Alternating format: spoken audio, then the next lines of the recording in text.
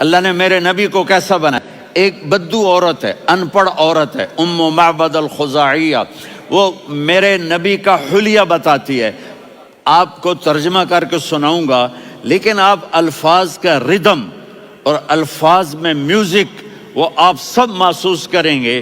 وہ بدو عورت کہتی ہے رأیت رجلا ظاہر الوضاء ابلج الوجه حاسن الخلق لم تعبه ثجلة ولم تزر به سعلة وصيم قصيم في عينيه دعج في أشفاره وطف في صوته سحل في لحيته كثافة في عنقه سطع وصيم قصيم أكحل أحور أزج أقرن إن تكلم علاه البهاء وإن سكت فعلاه الوقار وكأن منطقه خرزات نظم ينحدرن. اللہ، پتہ چلا کہ الفاظ کا ردم.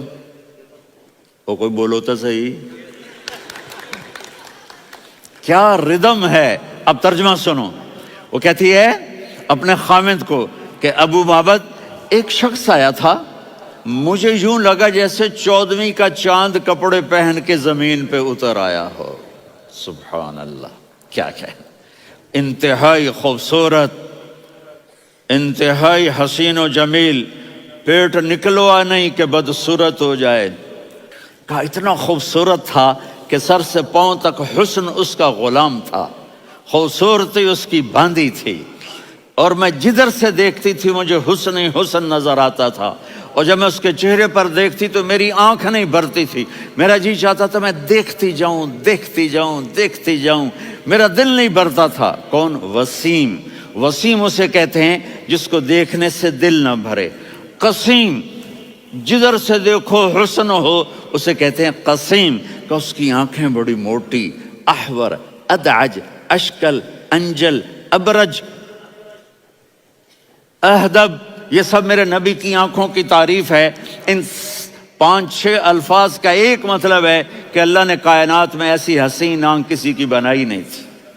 حسن و جمال آنکھوں میں، اور پلکیں بڑی لمبی. یہ عورتیں یہاں نکلی لگا لیتی ہیں نا لمبا کرنے کے لیے، تو میرے نبی کے قدرتی یہ بال لمبے تھے حسن کو بڑھانے کے لیے.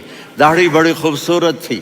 زبان میں، آواز میں جادو تھا، آواز میں کشش تھی، آواز میں ایک ایسا دل کھنچتا تھا.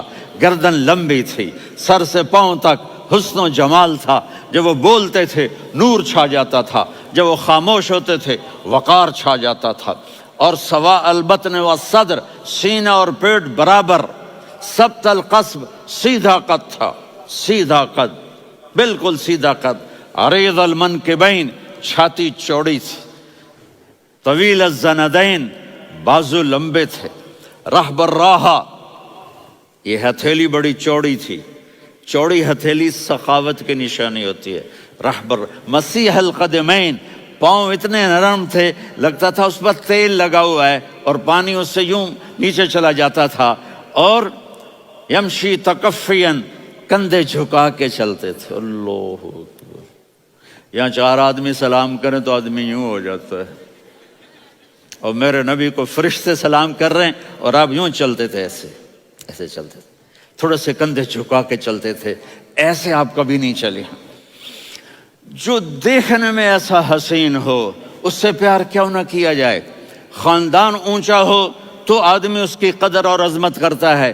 میرے نبی کا خاندان کیا ہے؟